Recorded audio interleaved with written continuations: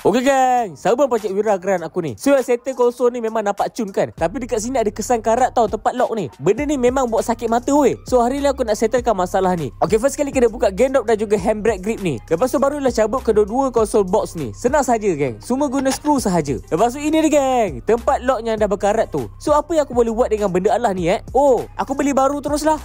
Senang. Alah-alah nak cantikkan balik, kita kasih bagi function balik. So ini dapat kunci sekali dan ada beberapa barang dia lah. Alright, benda lock ni kan guna 3 bolt sahaja. Buka je 3 bolt tu memang sangat senang. Lepas tu tarik je keluar. Settle tu, pasangkan yang baru tadi dan ketatkan bolt-bolt dia. Sangat mudah. Oh, aku pasang dia punya lock sahaja tau. Yang adapter dekat gear tu aku guna yang asal je. Lepas tu aku perasan sini tak ada cover dia. Yang lama ni ada pula. Tengok dekat dalam dia bagi ni pun tak ada cover tu. Jadi aku kena ambil cover yang ni gang. Dekat sini dia macam guna rivet tau. Jadi aku ambil gergaji dan potong rivet dia tu. Lepas tu masih lagi nak keluarkan. Cungkil tak lepas. Aku ambil pengikir dan kikir lagi rivet dia tu. Dan letak W40. Ketuk-ketuk lagi. Dah barulah boleh cungkil gang.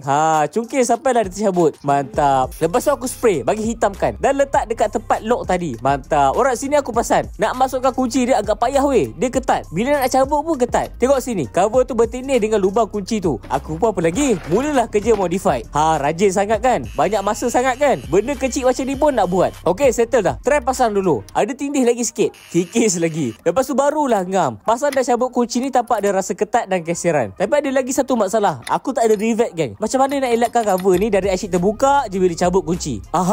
Guna duct tape macam nice je. So aku buat macam ni gang. Tebuk lubang tengah dan pasang je dekat situ. Mudah betul kerja. Tengok ni gang. Memang benda ni takkan tanggal dah ni. Alright, jom try test masuk kunci dan tarik kunci. Mantap gang. Menjadi gang. Cover dia tak tertanggal pun. Inilah namanya ilmu palatau gang. So settle tu, aku pasang balik konsol box dan juga handbrake grip dan juga gear knob. So kunci dia pun aku dah taruh dekat kunci kereta dan jom test lock. Mantap gang, menjadi gang. Gear tak boleh nak masuk pun. Kasih try unlock balik. Mantap, berjalan dengan lancar. Okey gang, settle sudah masalah karat. Alang-alang bagi function balik.